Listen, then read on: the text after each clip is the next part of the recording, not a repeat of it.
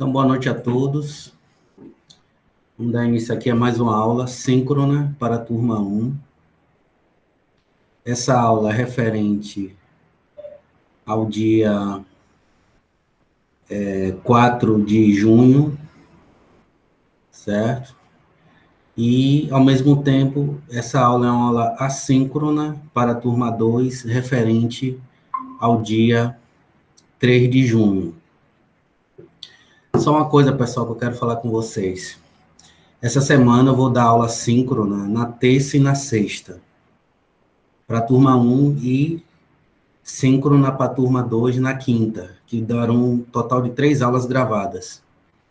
Então, essa terceira aula gravada, que eu normalmente não dava, que vai ser na sexta com a turma 1, é para substituir a aula da semana passada, tá bom? Porque na semana passada teve feriado na quinta e ponto facultativo na sexta. Então, a gente acabou não tendo aula. Então, eu vou já compensar essa aula, né, nessa semana. Pode ser que isso não seja possível. Boa noite, Sábio. Eu vou tomar vacina, né, felizmente, no dia 11, né? Estou até ansioso para que chegue logo esse dia. E boa noite, Fernanda. E caso eu tenha o efeito colateral da vacina, né, aí eu não vou poder dar aula na sexta, certo? Mas a vacina está programada para 2h30. Vai começar 2h30, vai até 4, né? Esse intervalo. Então, eu vou chegar cedinho, eu vou tomar vacina e vou para casa. Aí, se por acaso eu tiver alguma reação, né, febre, alguma coisa, aí eu vou cancelar a aula de sexta. Mas, por enquanto, a aula está mantida, né? Que pode ser também que eu não tenha nenhuma reação, se eu tomar AstraZeneca. Se for... Só que meu jacaré é o baiano, viu? É o do El Chan. O meu é o baiano, né? Tem a dança da cordinha, né? Vai ser eu a partir de sábado, né? Um dia depois. Dançando a dança da cordinha de felicidade. Mas a Pfizer eu acho que não tem reação, não. A reação mesmo é com a AstraZeneca, né? Então, tem gente que tem dor de barriga, tem gente que tem, enfim, febre, dor de cabeça. Então, só vou poder saber depois, né? Então, na sexta-feira, lá para as 5 horas, eu vou mandar uma mensagem para você dizendo se vai ter aula ou não, a depender de como meu corpo vai se comportar, né? Bom, hoje nós vamos terminar a discussão sobre Ricardo, certo? E vamos começar a discussão de 3 autores que contribuíram para o desenvolvimento da teoria do valor-utilidade, que são Jeremy Bentham, Jean-Baptiste Say, que é um autor importantíssimo na economia política, ficou famoso, né, principalmente por causa de Keynes, né? Tem uma lei de seu nome, a lei de Sé, que eu vou explicar depois para você. E o Nassau Senhor, né, que foi um autor também que contribuiu para o desenvolvimento da teoria do valor-utilidade, contribuiu para o desenvolvimento da teoria do valor-utilidade, e que, enfim,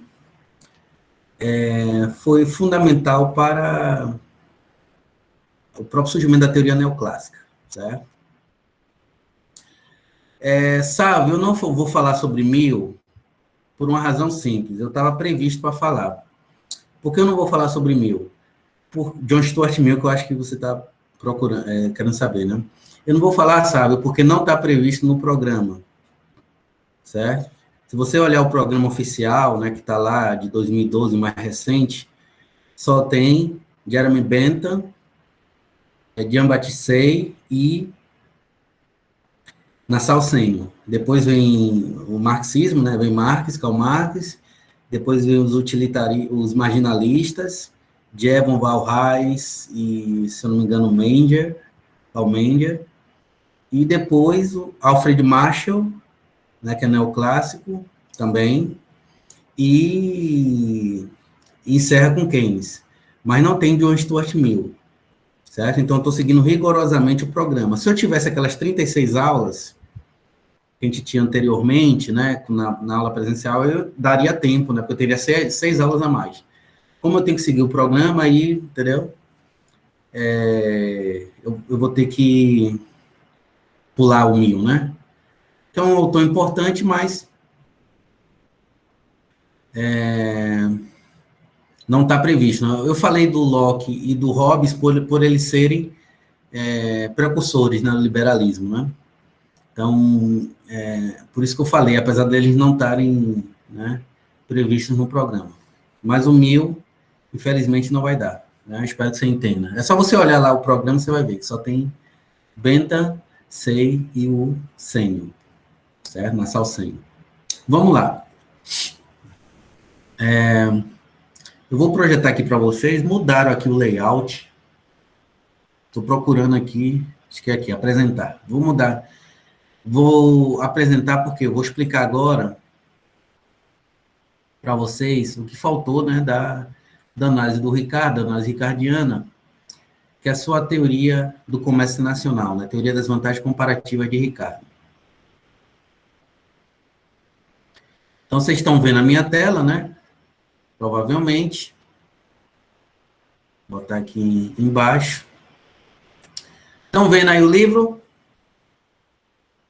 Sim. Estão vendo, né?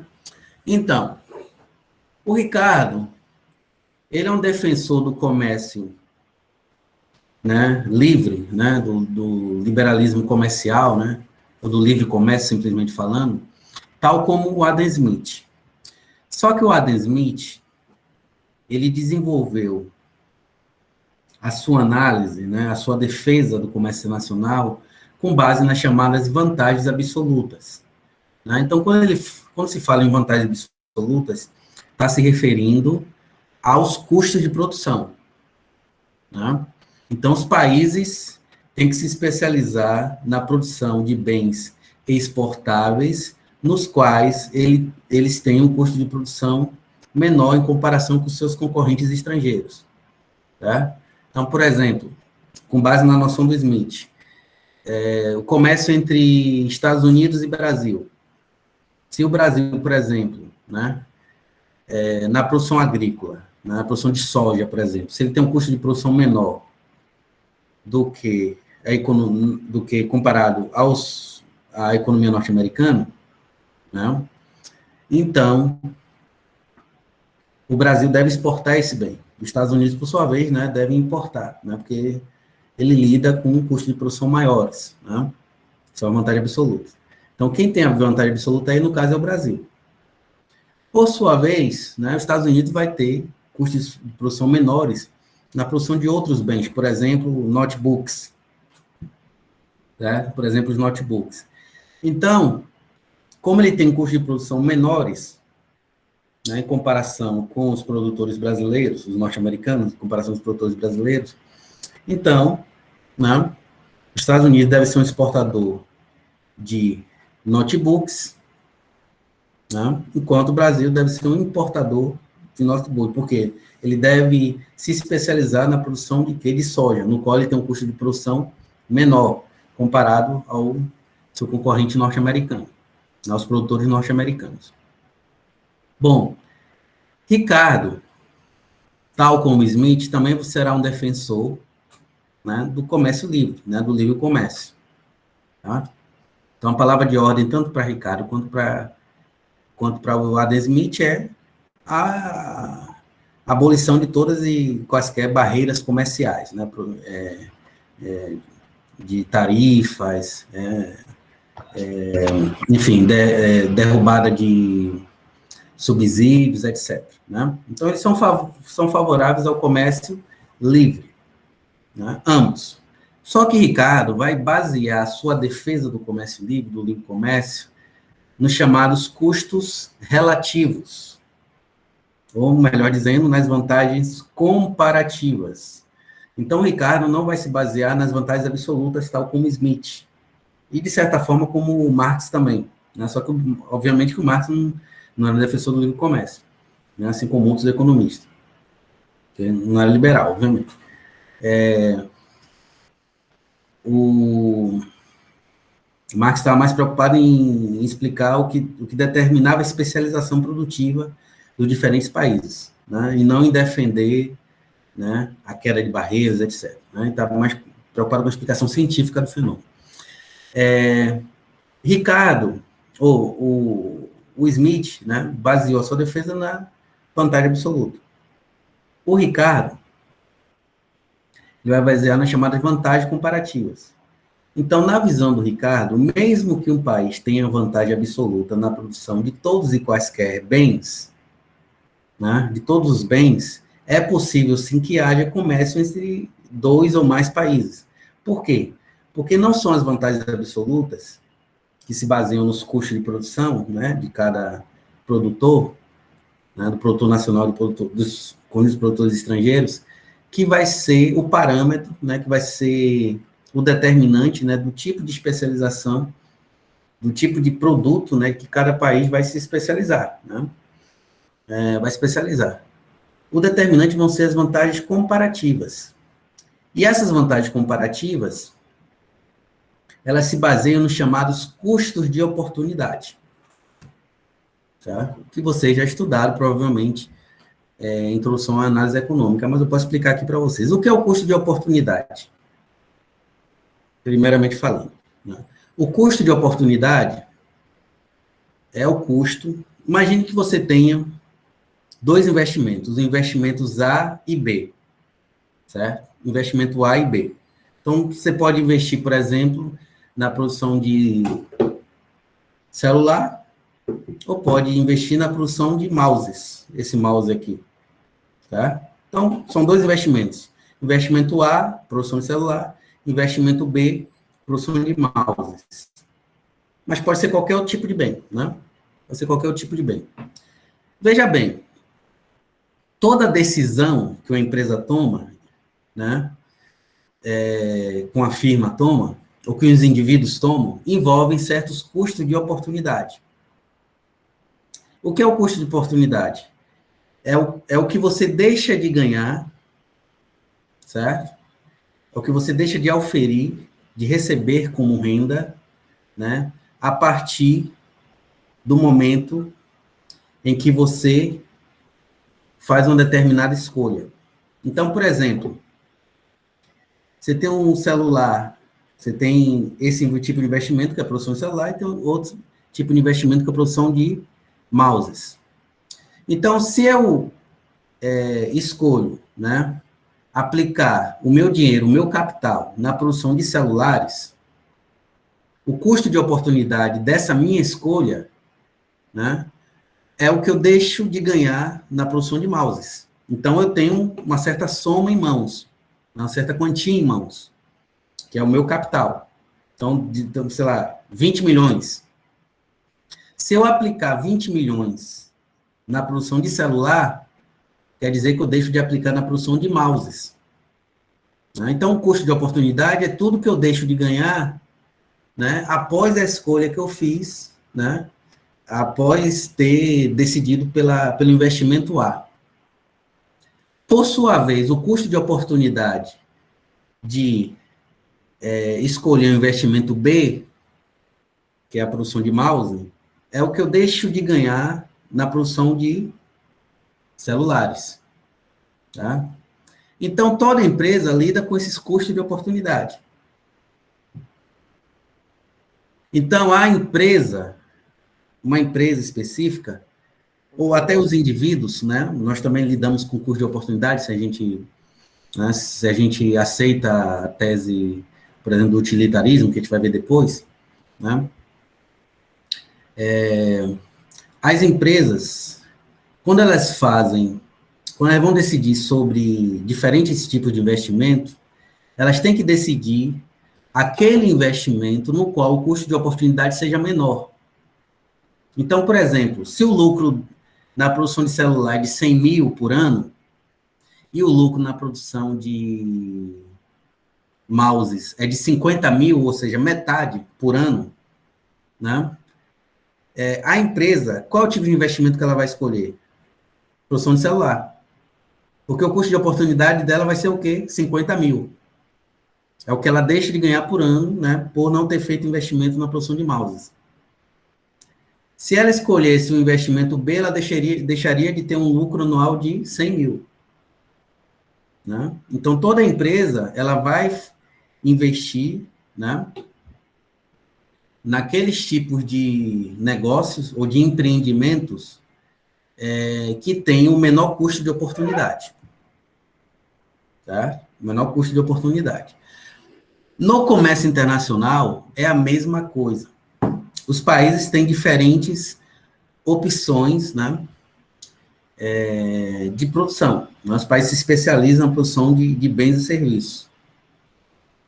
Então, os países devem escolher produzir aqueles bens exportáveis no qual ou nos quais os custos de oportunidade sejam menores, em comparação, né, com escolhas que engendrariam custos de oportunidade maiores, tá?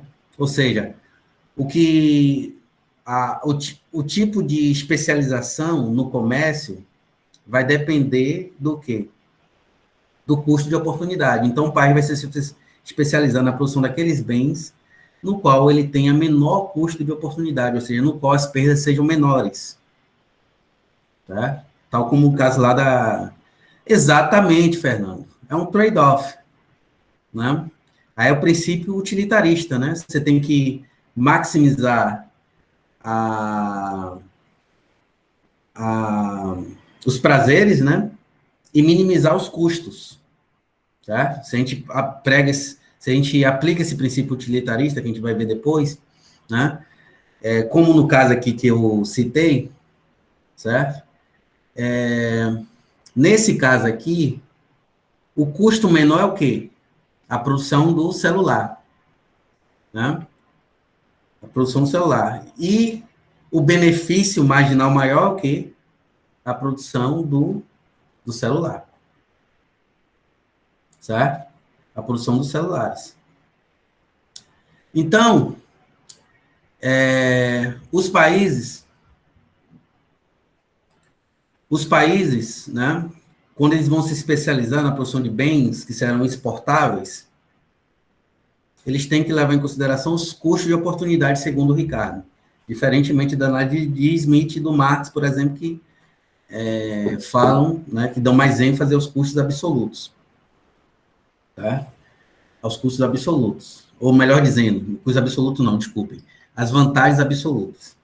Tá? Vantagem absoluta. No caso de Ricardo, vantagem comparativa. Né? Por isso que é chamado teoria das vantagens comparativas. Né? Que é uma teoria que ainda é aceita por muitas escolas, né? É a base, por exemplo, da defesa que se faz hoje, até hoje, do livre comércio, do liberalismo, né? Da defesa contra tarifas, subsídios, entre outras coisas. Não?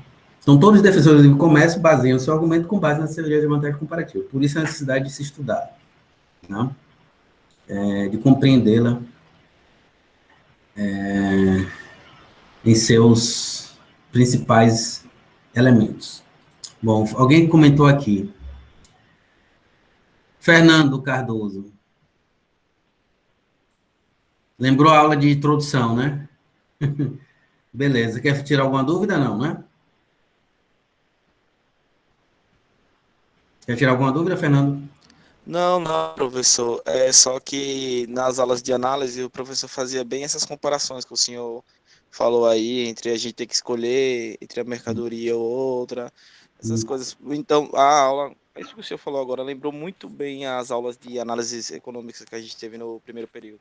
Certo. Que ótimo. Bom, então vamos lá.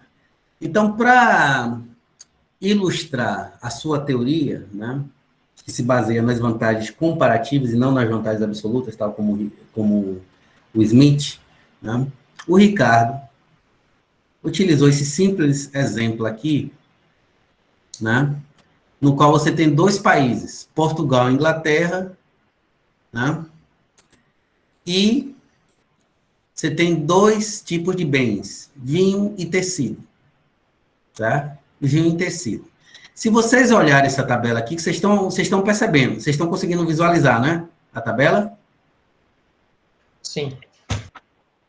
Pois bem, se vocês olharem aqui, Essa tabela foi construída, né, tendo esses dois países, Portugal e Inglaterra, e dois bens, vinho e tecido.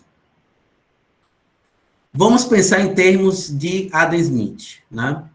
Para Adam Smith, o que determina, né, a especialização produtiva dos países são as vantagens absolutas, tá?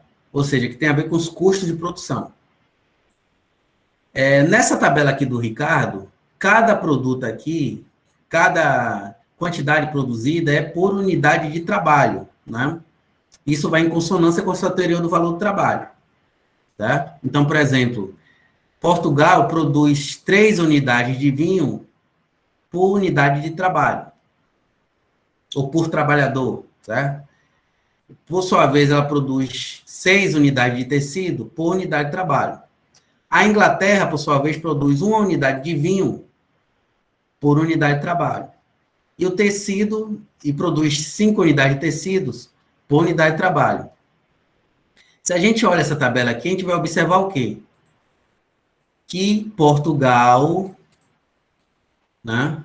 Portugal, ela tem vantagem absoluta tanto na produção de vinho quanto na produção de tecido, né? Aqui ela tem o triplo da produção, né, na produção de vinho, e ela produz 1 unidade a mais de tecido, né, em comparação com a Inglaterra. Então, para Adam Smith, não haveria comércio aqui. Por que não? Porque Portugal tem vantagem absoluta tanto na produção de vinho quanto na produção de tecido, né?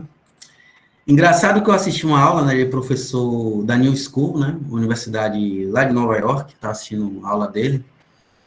É um nível mais avançado, é uma aula de teoria econômica, uma aula de história e pensamento econômico. E ele fez uma observação interessante na aula dele, né, que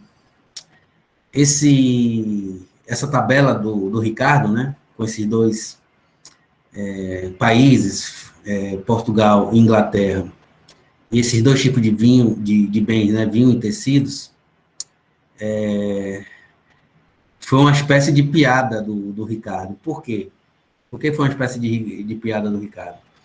Porque a Inglaterra é muito mais produtiva do que Portugal, né? Porque a Inglaterra foi a primeira nação a se industrializar, não? É tanto que, à época, a Inglaterra era considerada a fábrica do mundo, né? Porque é o país, né? Tinha sido pioneiro na Revolução Industrial e tinha uma economia muito mais desenvolvida, né? Com maior produtividade em comparação com qualquer outra economia. Então, mas aqui nessa tabela, se vocês olharem, né, Portugal que é mais produtivo, né? Aí esse professor lá da New School, ele falou que isso é uma piada do Ricardo, né? Uma piada, até porque não tem fundamento real, né? Não tem fundamento histórico, né? Se fosse levar em conta a realidade concreta, né, a realidade objetiva, né, no quadro dele teria a Inglaterra seria mais produtiva, né, teria vantagem absoluta em ambos os produtos, né, estaria em consonância com as condições econômicas de ambos os países na época, né. Bom, mas enfim, né, só um parêntese aqui, porque eu achei muito interessante essa observação desse professor. Então, vejam, Portugal produz mais vinho e tecido em comparação com a Inglaterra. Então, segundo Smith, não haveria comércio, né, porque Portugal tem vantagem absoluta nos dois. Só que para Ricardo, mesmo nessa situação aqui, certo? Mesmo nessa situação aqui, é possível haver intercâmbio comercial entre essas duas nações. De que maneira, professor? Porque o que se leva em consideração não é a vantagem absoluta, mas sim a vantagem relativa, a vantagem comparativa. Como é que eu posso observar isso, professor? É simples, certo? Vamos pensar aqui na produção de vinho. Para colocar na mesma unidade, eu vou dividir aqui por 3 e aqui por 3 também, certo? Então, aqui vai ficar 1. Vou fazer uma tabelinha aqui para vocês.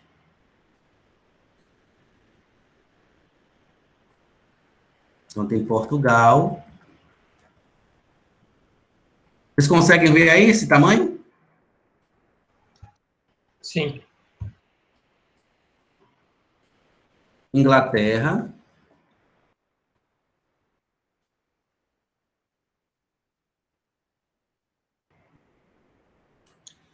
Vinho. Tecido. Aqui é 3. Aqui é 1. Aqui é 6. E aqui é 5. Então, são os mesmos dados, né? O que eu estou dizendo é o seguinte. Divide isso aqui por 3. É só para facilitar o entendimento, certo? Vai ficar igual a 1. E aqui também, divide por 3. Vai ficar igual a 2. Vai ficar igual a 2. Vai ficar igual a 2. Vamos lá.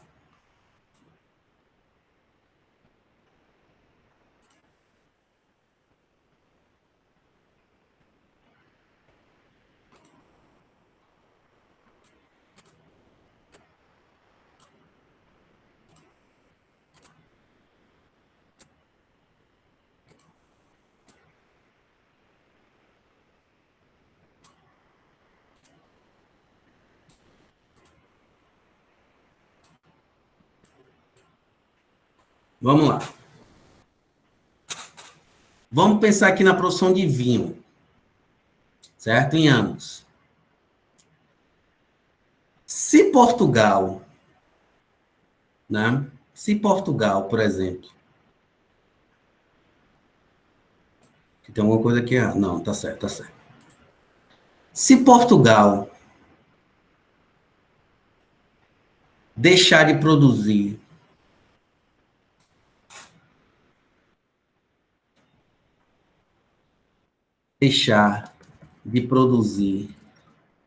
uma unidade de vinho,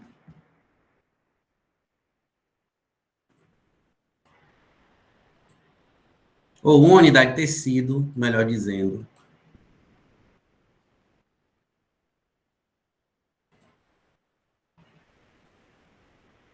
vou botar aqui, pessoal, que aqui tá, não dá para botar texto inteiro no, senão aparece aqui. Com base naqueles valores, pessoal, um minutinho, tá bom? Vou botar a tabela aqui. Vamos lá. Agora fica mais fácil. Se Portugal, certo, deixar de produzir uma unidade de tecido, qual é o custo de oportunidade dele em termos de vinho? 2. Deixar de produzir, não. Se Portugal produzir uma unidade de tecido, certo? Uma unidade de tecido,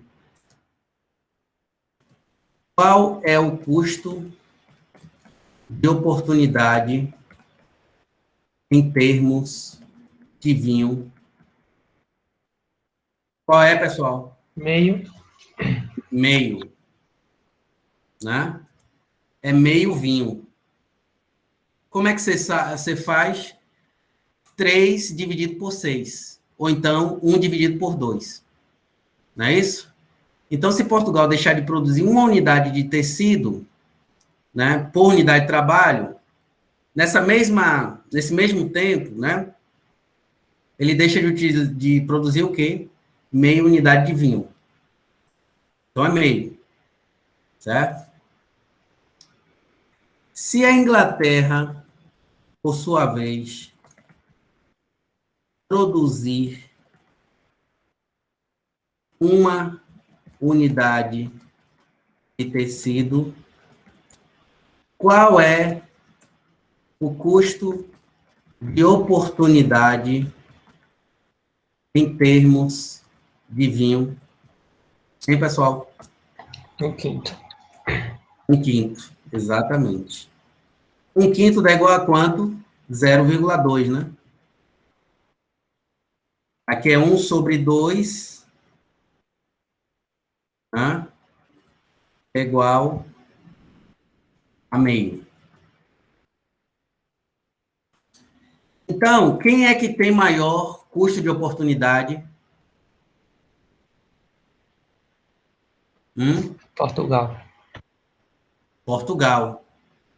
Então, quem é que deve produzir tecido? Inglaterra. Inglaterra, porque o custo de oportunidade dela é o quê? Ela deixa de produzir 0,2, né, do vinho, ou seja, 20% do vinho. Aqui, né, deixa de produzir meia unidade de vinho. Então, o custo de oportunidade da Inglaterra na produção de tecido é menor. Então, ela deve se especializar o quê? Na produção de tecido. Agora, vamos pensar, né, de forma oposta. Se Portugal produzir uma unidade de vinho, qual é o custo de oportunidade em termos de tecido? 2. 2. Ó, ela produz 1 vinho por unidade de trabalho. Nesse mesmo período de tempo, vai se produzir o quê? 2 unidades de tecido. Né? Então, vai ser o quê? 2/1 é igual a 2. Se a Inglaterra produzir uma unidade de vinho, qual é o custo, aqui para vocês olharem na gravação, de oportunidade em termos de vinho, ou de tecido, desculpem. 5. 5, né? Por quê? Se ela produz vinho por unidade de trabalho, né? Essa mesma unidade de trabalho, com essa mesma unidade de trabalho, seria possível produzir o quê? 5 unidades de tecido. Então, vai ser igual ao quê? A 5/1. É igual a 5. Então, o custo de oportunidade da Inglaterra na produção de vinho é muito maior, né? É 5, enquanto Portugal é 2. Então, quem deve se especializar na produção de vinho? Portugal. Então, custo de oportunidade menor, 2. A Inglaterra tem custo de oportunidade 5. E na produção de tecido, quem tem o maior custo de oportunidade? Portugal, meio. Então, a Inglaterra, né, que com menor custo de oportunidade 0,2, que deve se especializar na produção de tecidos. Então, essa teoria, ela que serve de base, né, para a maioria dos argumentos hoje em prol do liberalismo, em prol da liberalização econômica, né, em prol do comércio livre. Tá? Então, por exemplo, quando algum economista diz que o Brasil tem que se especializar na produção de commodities, tá? Tipo minério de ferro, soja, etc. E enquanto que os Estados Unidos devem se especializar na produção de aviões, carros, notebooks, tá? Jatos e por aí vai, né? Ele está utilizando, né, como fundamento de sua posição política, né, a teoria da vantagem comparativa do Ricardo. Por quê? Porque quando o economista, né, por exemplo, diz que o Brasil tem que se especializar na produção de bens agrícolas, ele está dizendo que o custo de oportunidade da produção desses bens é menor. Né? Então, o custo de oportunidade da produção de automóveis, né, de bens de alto valor agregado, seria maior para os produtores brasileiros em comparação com o produtor norte-americano. Então, o Brasil deveria se especializar em commodities e os americanos se especializar em produção de bens duráveis, etc. Né? Então, esse que é o fundamento, né, de toda a defesa do livre comércio e que permanece vivo até hoje. Tanto tem o modelo Hesch-Olin, que é o modelo, né, que é muito, que vocês vão conhecer em economia internacional, que é um modelo que tem como base a teoria das vantagens comparativas do Ricardo. Né? É a base do modelo Recholin, a teoria das vantagens comparativas do Ricardo. Vocês vão ver isso em economia internacional. Tá? Mas, enfim, é só para explicar o fundamento. É claro que depois, né, vários autores, o Marx, o Keynes, né, os autores estruturalistas aqui da CEPAL, os autores pós-keynesianos, eu vou fazer inúmeras críticas. O próprio Lisch também, né, que é um economista alemão, né, vai fazer crítica ao livre comércio, então ele vai refutar, né, a teoria da vantagem comparativa do Ricardo. Mas é importante estudar porque ela tem uma importância até hoje, né, na teoria econômica, né, e ela é que fundamenta toda a defesa do livre comércio. Diga, Arthur. Essa teoria, assim, fez levantar o questionamento que algumas pessoas falam que na época do governo do PT, eles investiram, tipo, se especializaram tanto na produção de commodities que, digamos que deixou de lado um pouco a industrialização. Aí isso também teve um impacto posteriormente. Aí, então, queria saber se o do senhor o que o senhor acha sobre isso, se o que fez foi o ideal ou se deveria ter, digamos que, dosado um pouco. Veja bem, você pediu minha opinião, então eu vou dar a minha opinião, já que é o que você quer saber, né? Isso é a minha opinião particular. Então, eu explico aqui a teoria, porque, né, a gente tem que primeiro entender as coisas para depois criticar, não é isso? Mas a minha opinião particular, eu sou totalmente contrário a essa tese, né? Eu comentei do professor lá dos Estados Unidos que eu estava assistindo a aula, né, o Anwar Sheikh, e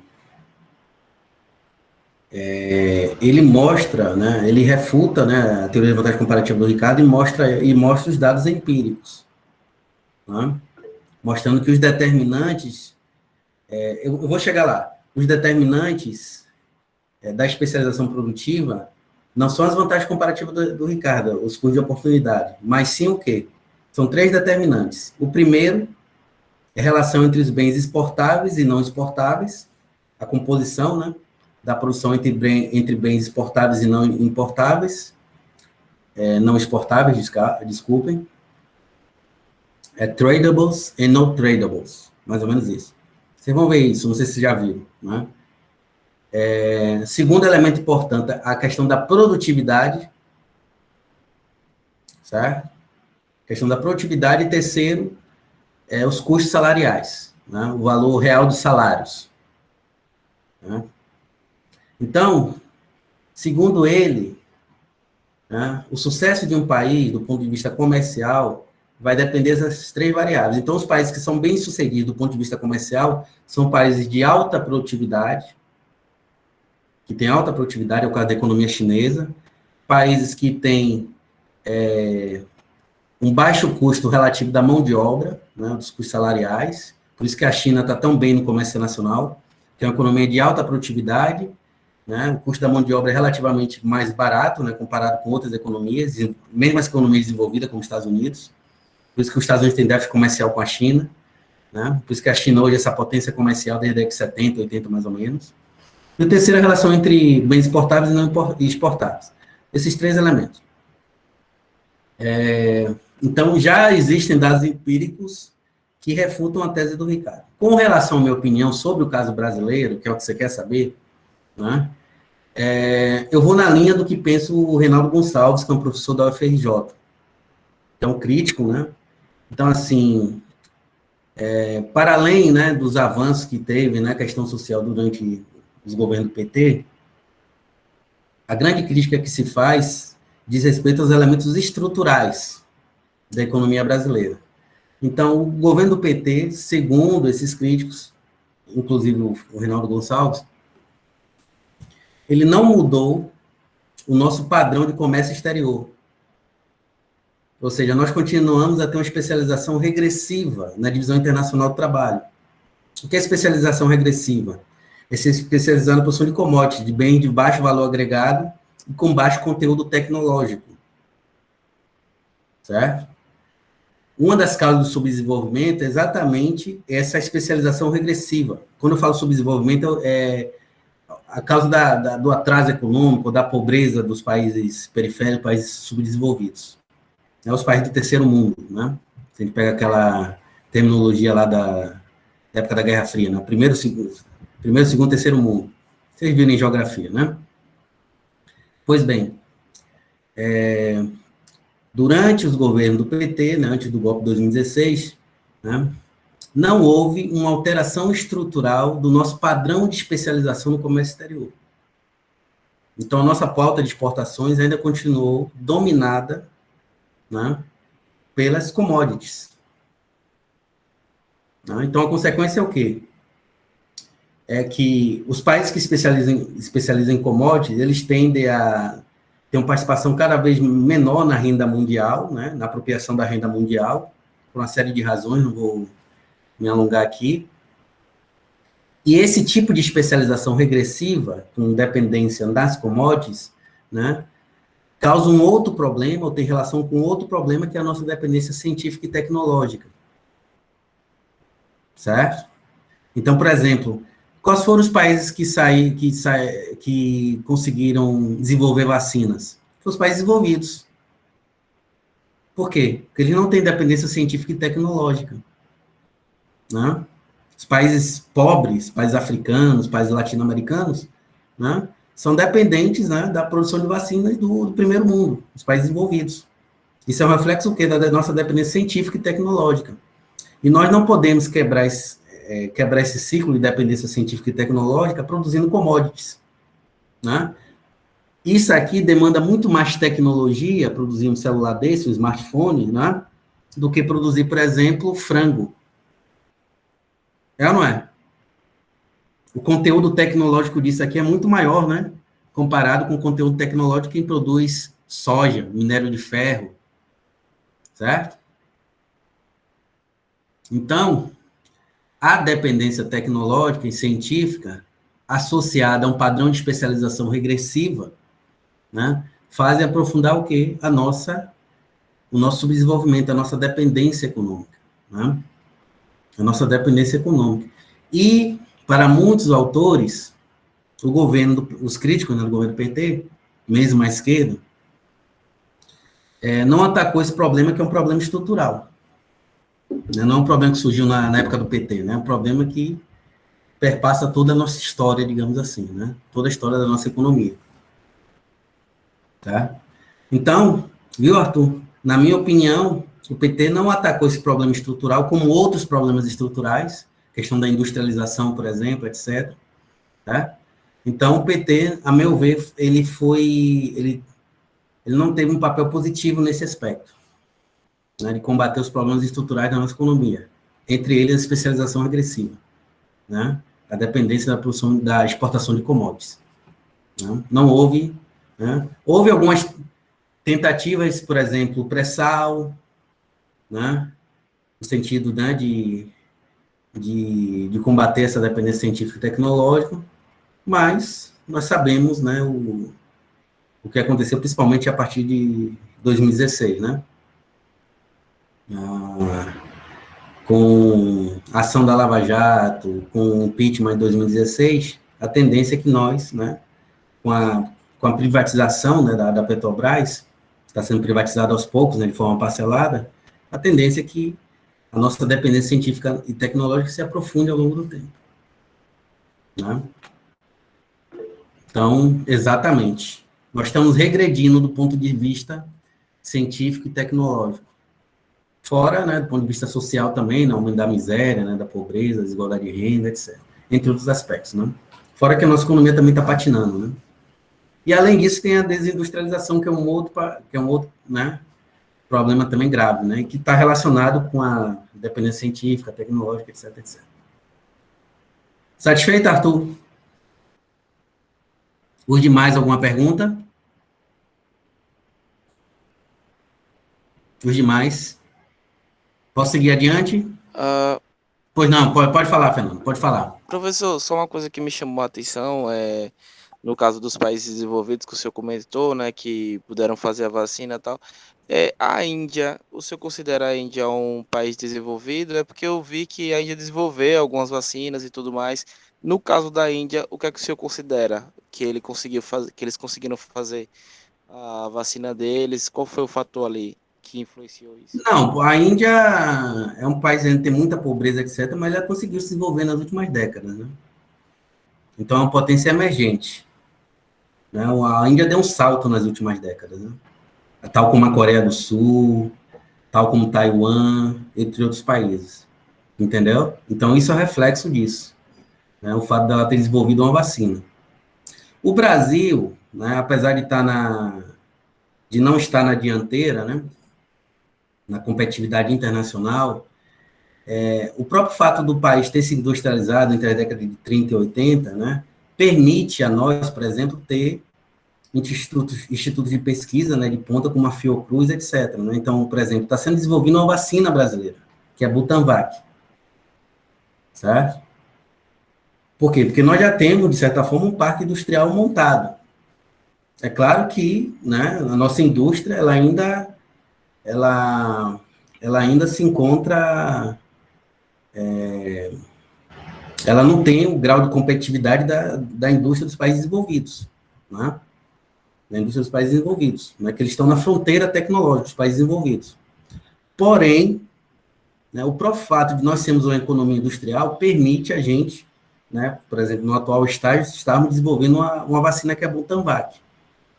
Né? Então, essa Butanvac, ela está no processo agora de testes, né, e pode começar a ser utilizada, né, para vacinar a população a partir do final do ano, que é o que eu vi recentemente. Tá? E, além disso, né, a Fiocruz, ela ela também vai colaborar na produção, por exemplo, da Coronavac. Né? Tá tendo esse atraso aí por causa desses problemas, né, diplomáticos, Brasil e China, em função desse atual governo, né? Então, por isso que a gente está assistindo esse problema, né? Mas se não fosse esse problema de natureza política, diplomática, etc., provavelmente a Fiocruz, né, o Butantan estariam produzindo, né, a Coronavac e distribuindo para a população, né, para a população ser imunizada.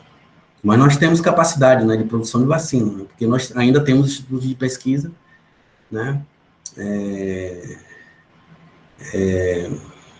que são grandes potências, digamos assim, né, que são grande potência e que é o legado da industrialização, né, que são o legado da industrialização. Diga, Fernando. Tirou dúvida? Não, é ok, é isso mesmo. Certo? Agora, dificilmente você vai ver, né, desenvolvimento de vacinas em países africanos, por exemplo, são países, né, muito pouco desenvolvidos do ponto de vista econômico, né? Economias completamente arrasadas em função do imperialismo, do colonialismo, né? Então eles sofrem até hoje, né, com um grau de dependência, né, de pobreza de suas populações que ultrapassa qualquer limite possível, digamos assim, né? Então, tem países, por exemplo, que você tem na África, né, que eu já vi documentários a respeito, você tem cerca de mais da metade da população desempregada, desocupada. Ou seja, você tem uma força de trabalho totalmente elástica. Né? Países que foram simplesmente arrasados por guerras civis, entendeu? Por problemas de natureza distinta, né? Pela exploração imperialista, pelo colonialismo. Né? Então, esses países sofrem com esses problemas, né, de uma maneira muito mais acentuada em comparação, por exemplo, com o nosso país, né? Que também já tem diversos problemas também, né? Econômicos, sociais, etc. Ok? Ok. Mais alguma pergunta?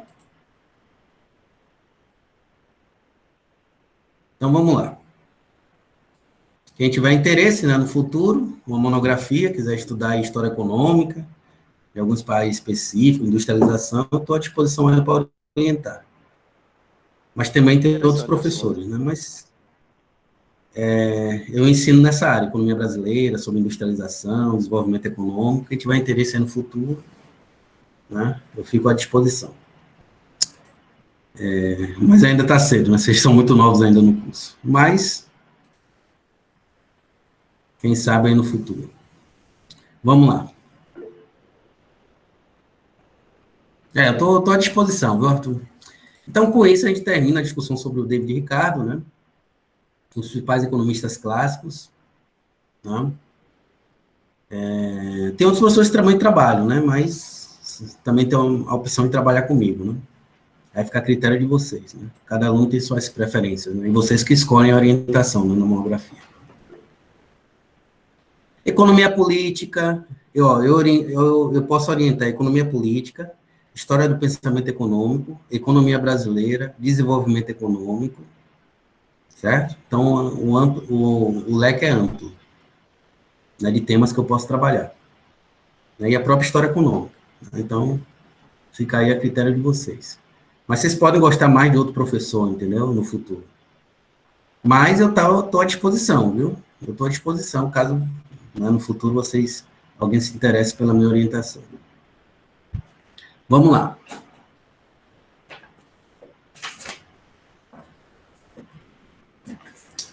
Vamos agora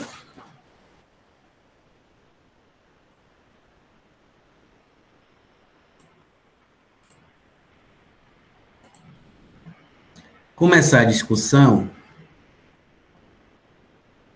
Vocês estão enxergando aí? Sim. Vamos começar a discussão hoje, chamado subjetivismo racionalista, tá? Que tem entre seus principais representantes os seguintes autores: Jeremy Bentham, Jean-Baptiste Say e Nassau Senior. E aí, só para explicar, né? Ao sábio. Só para explicar ao sábio. Não vou trabalhar com Stuart Mill, porque não está contemplado no programa, né? E nós temos 6 aulas a menos nesse período, né? Esse período remoto é 30 aulas e não 36, né? Diferentemente do período presencial. Então, você tem esse problema de espaço, né? Dentro da programação. Então, a gente vai só contemplar 3 autores, certo? Tem outros que poderiam ser contemplados, mas, infelizmente, temos esse limite de tempo. Então, nós vamos trabalhar com esses 3 autores, certo? Vou pegar aqui. Bentham, Say e Nassau Senior.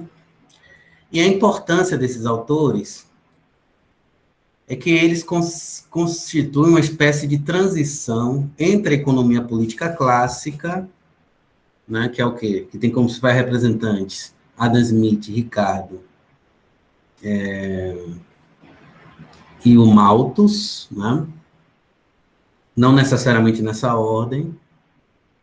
Eles representam uma transição entre a economia política clássica, a economia marginalista e, posteriormente, a economia neoclássica. Porque eles representam uma espécie de transição entre a economia política clássica e a economia neoclássica, marginalista e neoclássica, né? Que vai dominar o pensamento econômico a partir do final do século XIX e o século XX. Por uma razão simples. As análises de Ricardo, de Malthus e de Smith, né, apesar de falar em harmonia social, como a gente viu, né, na análise desses 3 autores, né, cada um chegava à conclusão de que as forças de mercado, né, tendem a levar ao bem-estar geral, né, da coletividade. Então, isso pressupõe uma certa harmonia, né, entre uma harmonia social, né? Então, isso está implícito na ideia de equilíbrio e na ideia de harmonia, né? Ao mesmo tempo que eles apresentavam essa ideia de harmonia social, também estava presente em suas análises a noção de conflito, né? Então, nós vimos que tanto Smith quanto Ricardo quanto Marx estavam preocupados, Smith, Ricardo e Malthus, né? Cada um a seu modo, né? analisou as leis, né, que regem o funcionamento da economia capitalista, que eles consideravam como ordem natural, ou seja, acentuavam a questão da harmonia, etc., do equilíbrio, né, que caracterizava essa economia, mas, ao mesmo tempo, estava presente nas análises a ideia de conflito entre classes. Né? Então, cada um deles, a seu modo, procurou investigar como é que a riqueza é produzida e distribuída entre as três classes, que eram as classes fundamentais, segundo esses três autores, que eram o quê? Trabalhadores, proprietários de terras, né? Proprietários de terras, e os capitalistas industriais. Então, terra, capital e trabalho, como nós vimos. Né? Então, cada um, a seu modo, deu contribuições nesse sentido de explicar, né, que existe uma fonte de conflito, né, na economia capitalista entre as classes. Tá? Então, esses autores aqui, eles vão fazer uma espécie de transição para a economia marginalista e, posteriormente, economia neoclássica, porque eles vão retirar esse aspecto, digamos assim, negativo, né, da teoria da economia política clássica, que é a análise dos conflitos sociais. Que é a análise dos conflitos sociais. Então, eles vão basear toda a sua análise, toda a sua investigação na hipótese de que é uma harmonia social, de que é harmonia. Né? Ou seja, eles vão colocar para debaixo do tapete a noção de conflito de classes, que é uma noção muito perigosa. Né? Uma noção muito perigosa. Então, por exemplo, a noção de conflito de classes é o que foi o pontapé inicial da análise econômica do Marx. E o Marx bebeu, né, dessas fontes que eu citei, o Smith, o Ricardo e o Malthus, entre outros autores. Né? Então, o que é que o Marx fez? Ele pegou essa análise dos conflitos sociais, né, e deu à teoria econômica um caráter revolucionário, tornando-se o principal crítico do capitalismo, né, e até hoje é considerado o principal crítico do capitalismo.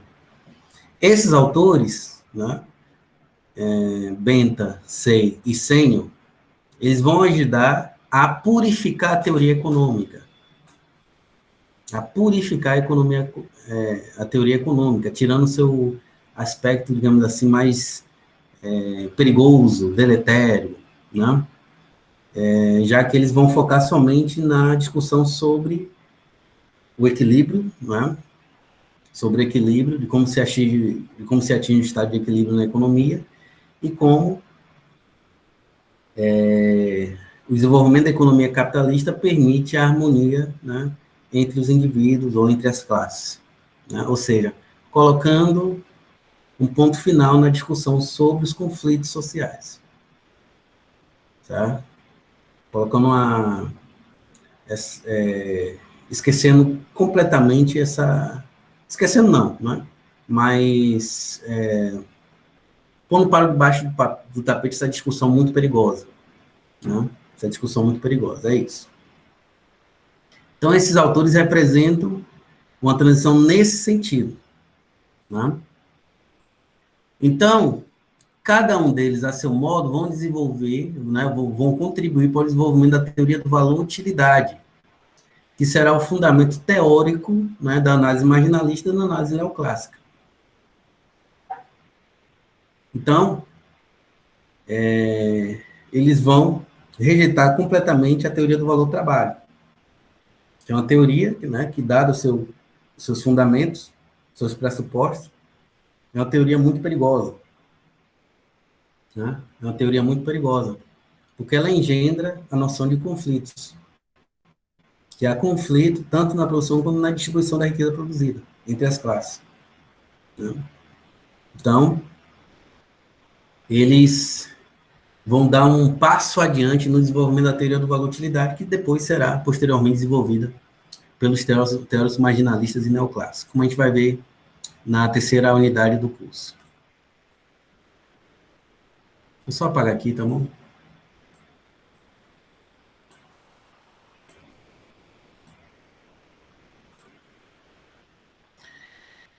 E de que maneira eles vão fazer esse tipo de operação, né, de purificação da teoria econômica. Tirar o... É realmente um processo de purificação, né, tirar o conteúdo perigoso da teoria econômica, né, que é a análise sobre os conflitos sociais. Como é que eles vão fazer isso? Tá? Como é que eles vão operar nesse sentido, né, de purificar a teoria econômica e acentuar somente a discussão sobre equilíbrio, sobre a harmonia social? Tá? Primeiramente o seguinte, os fundamentos, né, da teoria da utilidade, ou da teoria da volatilidade, na qual eles se baseiam, né, tem o seguinte princípio norteador. Esses autores compreendem as condições criadas pelo capitalismo como características profundas, inalteráveis e naturais, né? Naturais e comuns a todas as sociedades. Então, isso significa o quê? Que esses autores, cada um a seu modo, vai entender o capitalismo como uma ordem natural, tá? Como uma ordem natural. E todas as características associadas ao modo de produção capitalista como características inerentes e presentes a todo e qualquer tipo de sociedade. Isso significa o quê? Que a teoria econômica, a partir de então, vai ter um caráter ahistórico. Né? Que já se começa a ter esse processo de... a gente pode já identificar aí já o início desse processo de transformação, né, da economia, ou da ciência econômica, né? Ou melhor, transformação da ciência econômica não, mas transformação da compreensão da ciência econômica como uma ciência exata, né? Ou da compreensão dos fenômenos econômicos como fenômenos naturais, jogando para baixo do tapete os seus aspectos históricos, institucionais, culturais, etc. Tá? Então, esses autores são fundamentais nesse sentido. Tá? Eles vão ter uma compreensão do capitalismo como ordem natural, e uma ordem que está presente, né, ou melhor dizendo, no qual seus fundamentos estão presentes em todo e qualquer tipo de sociedade. Então, as características do capitalismo estão presentes em todas as formas de sociedade. Tá? Então, por isso que o capitalismo tem um caráter ahistórico, na visão desses autores. Então, o capitalismo, as suas características, elas são comuns a todos os tipos de sociedade, tal como a lei da gravidade, da física. Então, a lei da gravidade está presente em toda e qualquer forma de sociedade, todo e qualquer tipo de sociedade. Tá? E as leis econômicas também são aplicáveis, né, a todo e qualquer tipo de sociedade. Né? Então, eles vão rejeitar completamente, né, o caráter histórico da economia, né, os seus aspectos históricos, institucionais, culturais, etc. Né? E como é que eles vão... Peraí, alguém comentou alguma coisa aqui, deixa eu ver.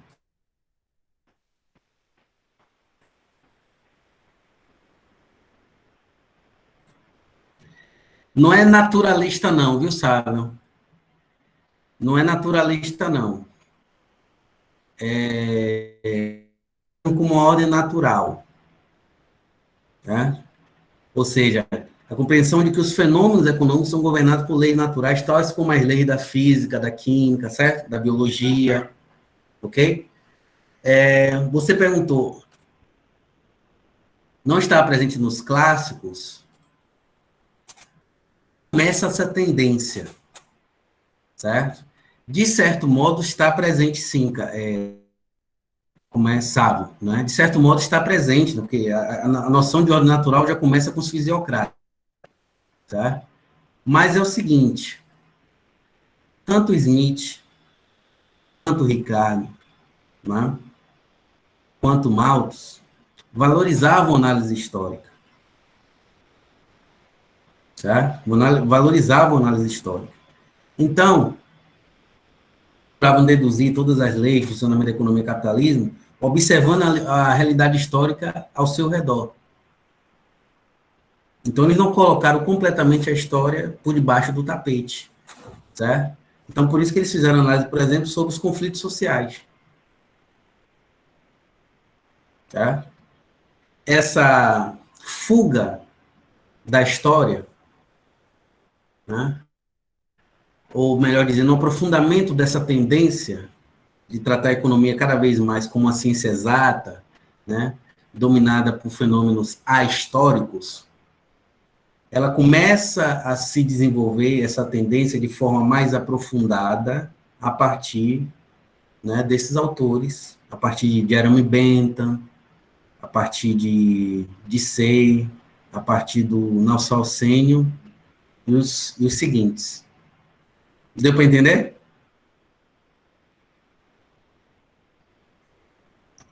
É uma tendência que vai se aprofundando ao longo do tempo. Não é que começou com eles, certo? De certa forma, o Smith já compreendeu o capitalismo como uma ordem natural. Mas essa tendência, por outro lado, né? Essa tendência, por outro lado, era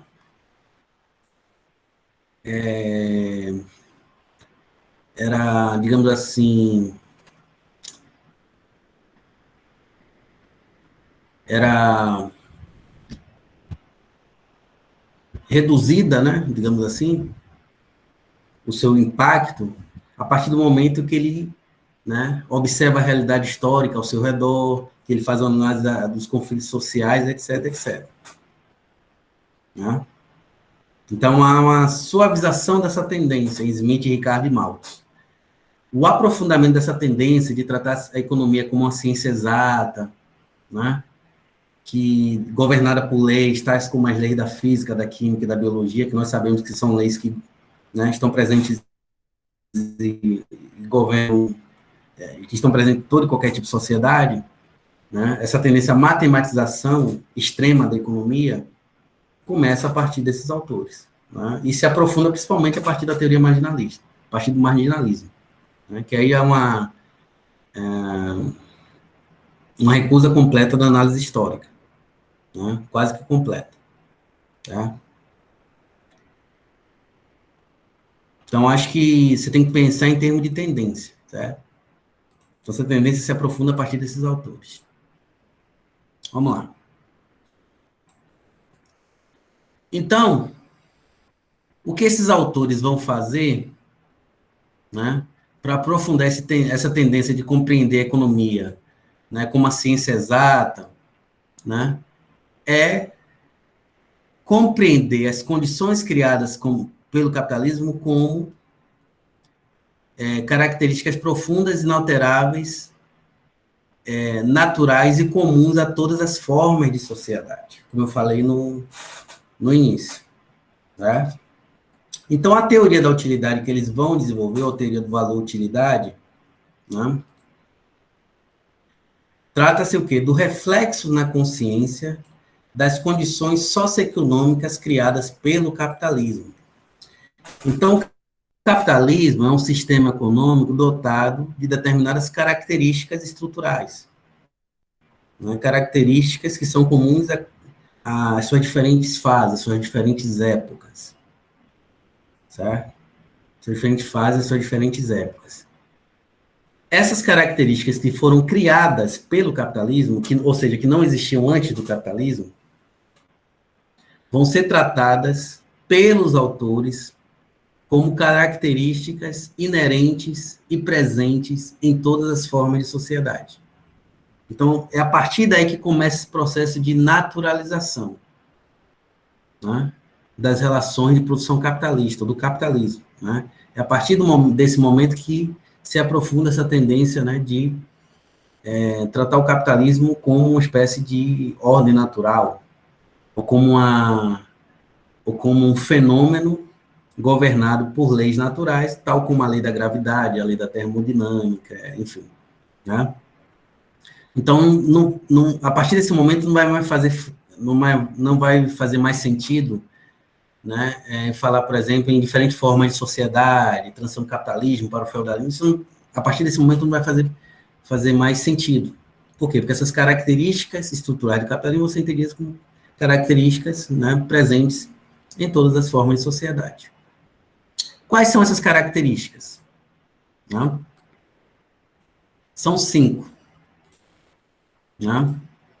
A primeira dela, né, nós sabemos, é que o capitalismo ele aprofunda a especialização do trabalho e o isolamento dos produtores diretos, né, no qual cada um desses produtores está preocupado, né, em sua luta contra a sobrevivência, né, diante das forças impessoais do mercado. Então, essa é uma característica do capitalismo, que não existe outras formas de sociedade. Divisão social do trabalho, existe outras formas de sociedade. Certo? Mas o grau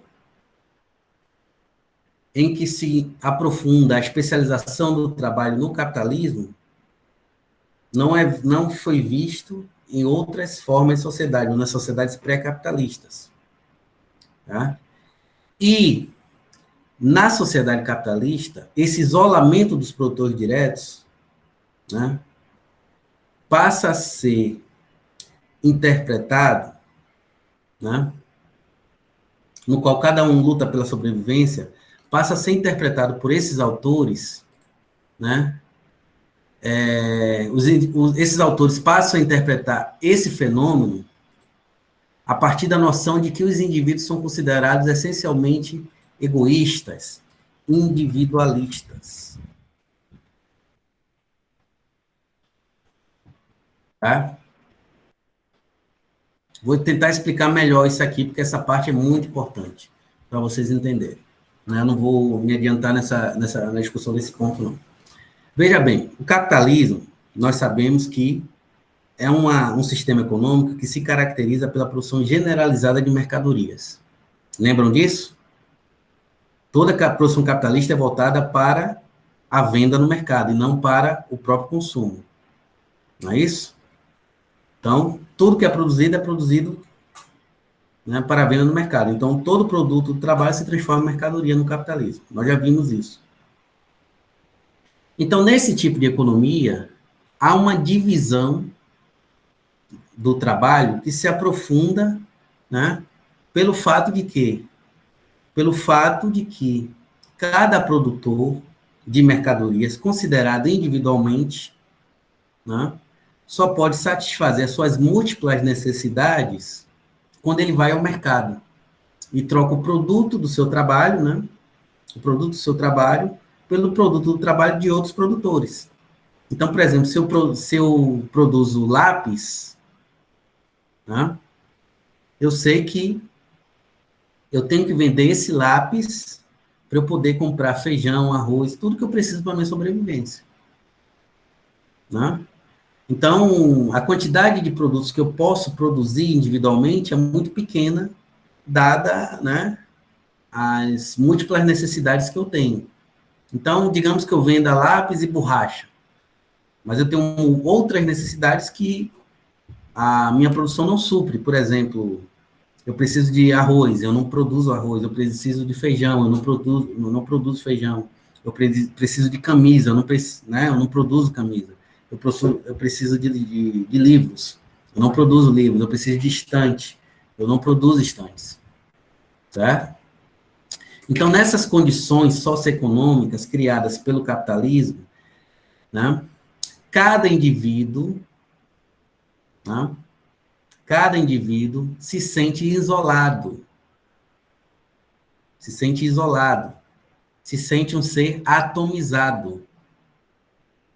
Tá? Por que se sente um ser isolado, atomizado? Tá? E por que os produtores de mercadorias consideram uns aos outros como competidores em potencial? Porque é o seguinte, existe uma ligação entre os diversos produtores. Não é que não exista, exista. Há uma dependência econômica entre todos. Então, por exemplo, eu, Paulo Sérgio, que sou professor, né, ganho meu sustento com minha profissão de professor, né, compro celular, né, daqueles indivíduos que produziram o celular. Então, há uma dependência econômica. Né? Então, como tem muitas pessoas que dependem do meu trabalho, né, para virar economista, por exemplo. Tá? Como também a gente depende do trabalho de quem produz feijão e arroz, para a gente comer o nosso feijão e arroz. Não é isso? Então, há uma interdependência econômica entre os diferentes produtores de mercadorias. Né? Então, a divisão do trabalho conecta todos os diferentes produtores privados de mercadorias. Só que cada um de nós não se sente, né, como parte integrante do todo social. Por quê? Porque nós estamos competindo uns contra os outros. Seja no mercado de trabalho, seja em outras esferas da vida. As empresas competem entre si. Os indivíduos competem entre si no mercado de trabalho. Competem entre si, por exemplo, para conseguir passar no vestibular e poder fazer o curso de economia. Né? Então, nós enxergamos uns aos outros como competidores. Nós enxergamos o outro como inimigo, dada essa característica, né? Dada a divisão do trabalho que se aprofunda, né? No âmbito do capitalismo. Né? Então, nós, pelo fato de lutarmos pela sobrevivência, né? E como essa característica não, esse elemento estrutural, né? No qual a gente depende do mercado para sobreviver, né? Porque, por exemplo, eu não produzo feijão e arroz, então eu dependo do mercado. É ou não é? Eu dependo do mercado para sobreviver. Então, e como não há um controle social sobre a produção de mercadorias, sobre a produção capitalista de mercadorias, né? Nós enxergamos uns aos outros como inimigos. E isso nos leva a nos sentir completamente isolados. Né? Nós enxergamos o outro como um antagonista, como um competidor em potencial, uma espécie de Flamengo e Vasco, né? Um Corinthians e Palmeiras, um Bahia e Vitória, né? Uma coisa mais ou menos Internacional e Grêmio, uma coisa assim. Né? Por quê? Primeiro, porque a gente não tem esse sentimento de união, né? Nós estamos conectados socialmente através da divisão social do trabalho. Há uma dependência econômica entre diferentes produtores de mercadorias. Se alguém não produzir feijão, não tem como conseguir, né, comer feijão. Se eu não ensino teoria econômica, não tem como alguém aprender teoria econômica. Então, há uma dependência econômica, né? Seja entre indivíduos, seja entre as empresas, né? Tem empresa, por exemplo, que fornece insumo para outra empresa, né? E sem esses insumos, ela não pode produzir o seu bem final, por exemplo. Tá? Então, há também uma dependência econômica entre as diferentes empresas. Então, a interdependência que não é sentida pelos indivíduos como uma relação social entre diferentes indivíduos, entre diferentes proprietários privados de mercadorias. Então, a gente enxerga um ao outro como competidor. Né? Por quê? Porque nós estamos lutando pela sobrevivência. Então, em função disso, nós nos sentimos seres, né, atomizados, né? Nós nos sentimos isolados. Por quê? Porque é uma selva. O mercado é competitivo em todas as esferas, seja o mercado de trabalho, seja o mercado de bens e serviços. Né? Todos os tipos de mercado são, né, onde diferentes produtores de mercadorias, né, os diferentes indivíduos, diferentes agentes econômicos estão competindo a todo momento. Tá? Então, não há esse sentimento de coletividade. Cada um de nós nos sentimos sozinhos, né? Nesse terreno hostil que é o mercado. Então, a gente entende o mercado como uma força impessoal. e não como fruto de relações sociais determinadas entre os indivíduos, no qual há uma dependência econômica entre os diferentes produtores de mercadorias. Né? Então, esse conjunto de circunstâncias, né, no qual a gente tem que lutar pela sobrevivência, mediante essa esfera que é o mercado, né, isso foi interpretado pelos autores, pelos teóricos da utilidade, né, isso foi interpretado como, né, eles chegaram à conclusão, né, a partir desse elemento, que os indivíduos são essencialmente egoístas e individualistas. Então, a partir dessa característica socioeconômica, eles chegaram a essa interpretação da natureza humana, que os indivíduos são essencialmente egoístas, essencialmente individualistas, né, onde cada um cuida do seu próprio interesse. Isso está presente no Smith, né? Naquela teoria da harmonia social do Smith, né? Cada um cuidando do seu próprio interesse leva à harmonia social, né? Através da mão invisível. Lembram disso? Lembram disso? Do Smith? Lembram lá de Locke e de Hobbes? Que eles falaram no estado de natureza. Por exemplo, no caso do Hobbes. No estado de natureza, né? É a guerra de todos contra todos. Então, ele reflete essa característica socioeconômica do capitalismo, né, como um elemento que ilustra o fato de que o ser humano é o lobo que o homem é o lobo do próprio homem. Os homens estão em constante guerra, né? Então, é preciso, né, a criação do Estado para ter um mínimo de estabilidade social. Tá? Porque no estado de natureza, sem a presença do Estado, você teria o quê? Guerras, miséria, o caos completo. Isso não é a teoria do Hobbes? Então, como é que os teóricos da utilidade vão interpretar essa condição socioeconômica, essa característica socioeconômica do capitalismo, esse fundamento do capitalismo, né? Fundamento socioeconômico? A partir da noção de que a nossa natureza é essencialmente individualista, né? Essencialmente egoísta.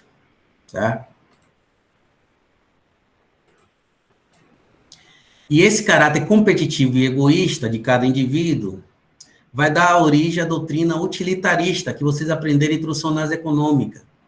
Ou seja, para esses autores, todos os nossos comportamentos, todas as nossas ações ao longo de nossa existência, né, todas as nossas ações são motivadas pelo desejo de maximizar os prazeres e minimizar as dores. Essa é a doutrina da utilidade, certo? Essa é a doutrina da utilidade, ou seja, todas as nossas ações são motivadas pelo desejo de obter prazeres e de evitar dores. Não? Então, está em consonância com essa noção de que os indivíduos são essencialmente egoístas e individualistas. Então, por exemplo, segundo esses autores, se a gente sente compaixão por alguém, é porque a gente calcula, né? Nós somos agentes racionais, a gente vai ver isso depois, né? Que ter compaixão vai aumentar o nosso grau de satisfação, o nosso prazer. Vai minimizar nossas dores, né? Os custos associados a tal ação. Então, todas as nossas ações são mesquinhas, voltadas para o nosso interesse imediato, a ação de nossos prazeres individuais, né? A maximização desses prazeres individuais. Né?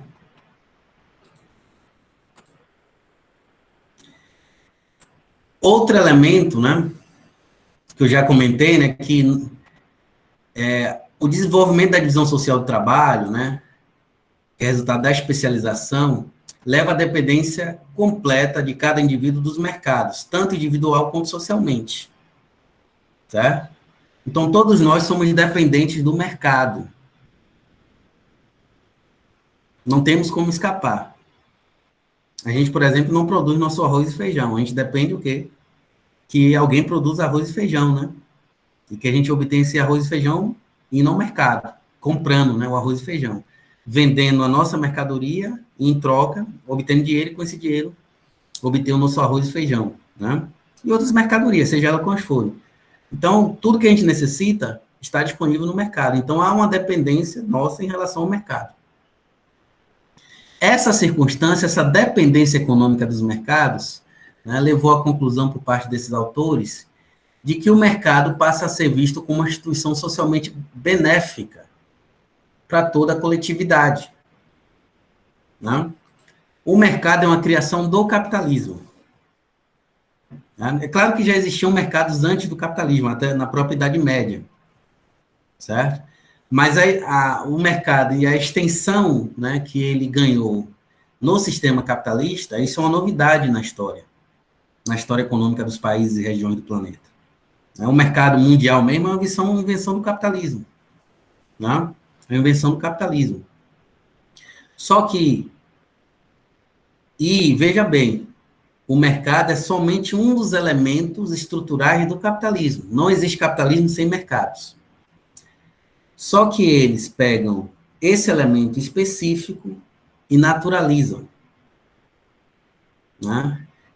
Naturalizam de que forma? Dizendo que o mercado sempre existiu e que é uma instituição social benéfica para todo e qualquer tipo de sociedade. Ou seja, sempre existiram mercados e esses mercados sempre foram benéficos, né, para a sociedade como um todo. É isso que ele está dizendo. É isso que ele está dizendo. Quer dizer, esse conjunto de autores estão defendendo nessa tese. E isso é interessante por quê? Porque até hoje, né, até autores mesmo de esquerda, né, mas que não são marxistas, defendem a existência dos mercados.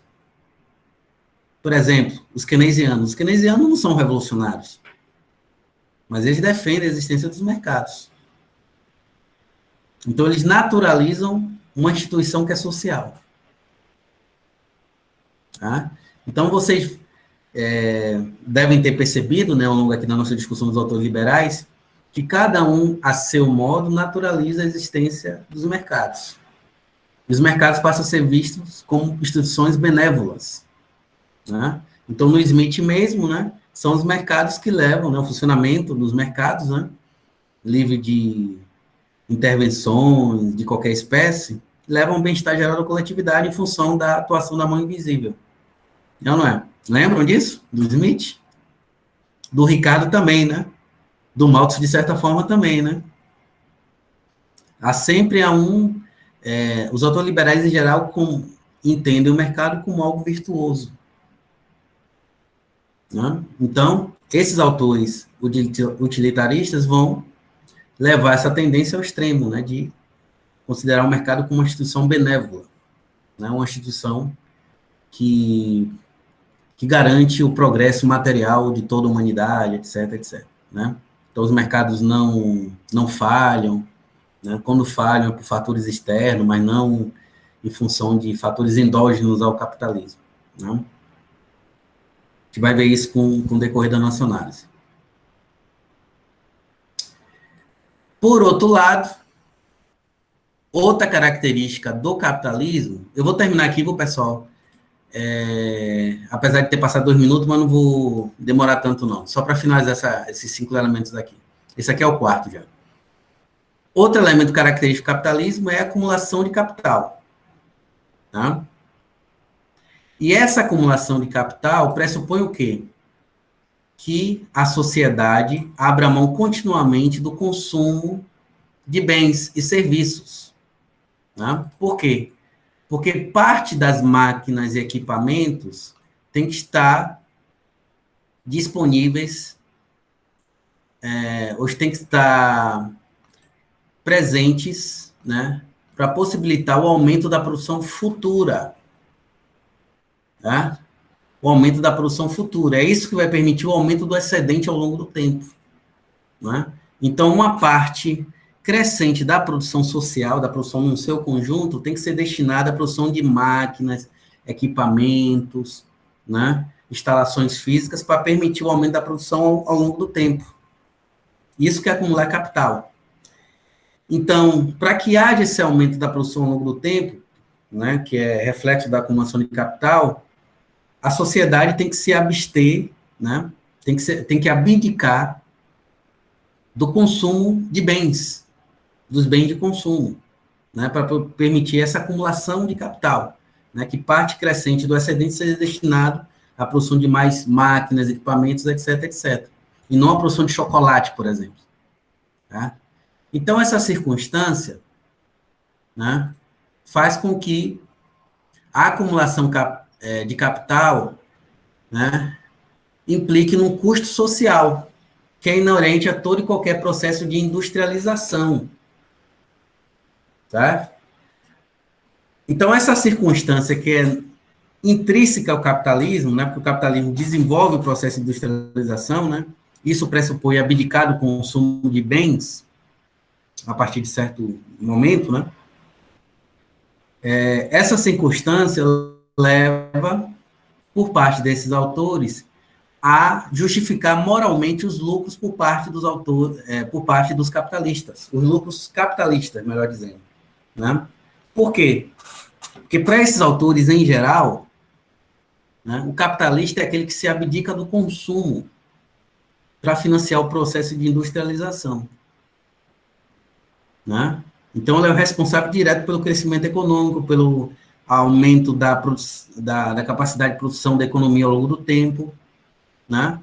Então, o lucro, nesse sentido, é mais que justificável. Por que isso é importante, pessoal?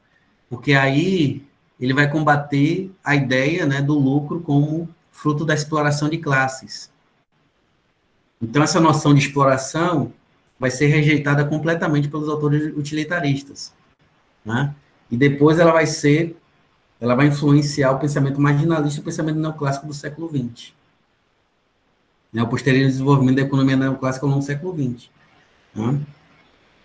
Então, é isso que vai levar, por exemplo, à recusa da teoria do valor do trabalho. Né? Porque a teoria do valor do trabalho implica o quê? Tratar dos conflitos sociais, por um lado, tratar de como a distribuição da riqueza, de como a riqueza é distribuída entre as classes, né? E ela pode também levar ao desenvolvimento de uma teoria da exploração, que foi o que ocorreu no caso da Marx, na teoria do valor que o Marx desenvolveu, né? Então, ele chegou a uma teoria da exploração, né, que é a teoria da mais-valia. Tá? Aqui não, aqui é uma justificativa moral dos lucros. O lucro não provém da exploração do homem pelo homem. Né? O lucro provém o quê? Da abdicação do consumo, né? Do fato de que os capitalistas abdicam do consumo, né?